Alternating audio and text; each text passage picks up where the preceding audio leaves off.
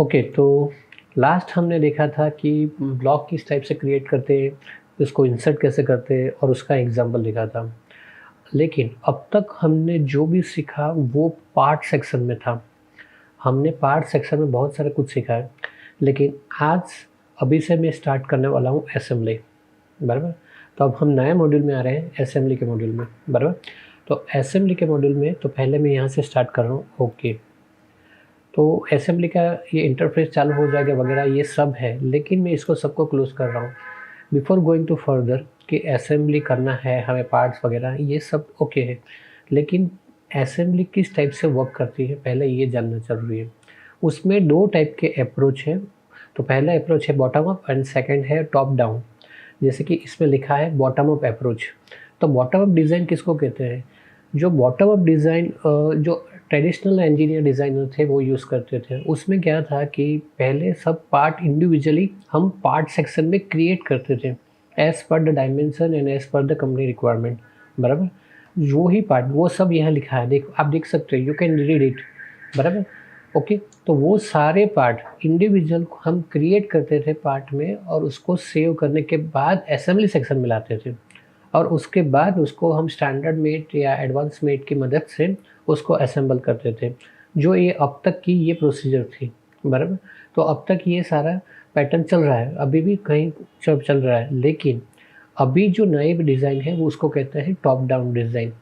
तो top down design को also in context design भी कहा जाता है, बराबर।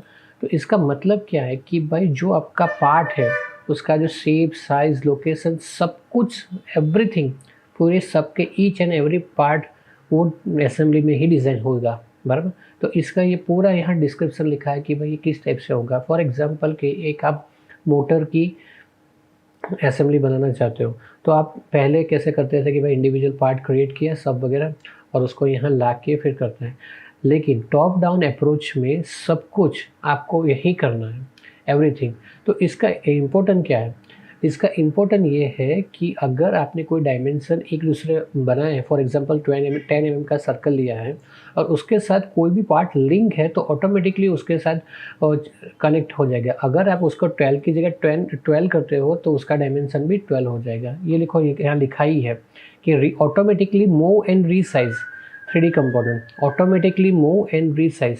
दैट मीन्स कि ये सारा फ्लेक्सिबिलिटी है, आपको एज अ डिज़ाइनर को फ्लेक्सिबिलिटी मिलती है। इससे बेनिफिट क्या है कि आपका पहला तो डायमेंशन के जो एरर है वो रिड्यूस हो जाएगी, बराबर। आपका एफर्ट कम हो जाएगा, सभी पार्ट एक ही असेंबली के अंदर है, एक पर चेंज करोगे तो सब में चेंज हो जाएगा, बराबर, एज ए पैरामेट्रिक रूल, बराबर।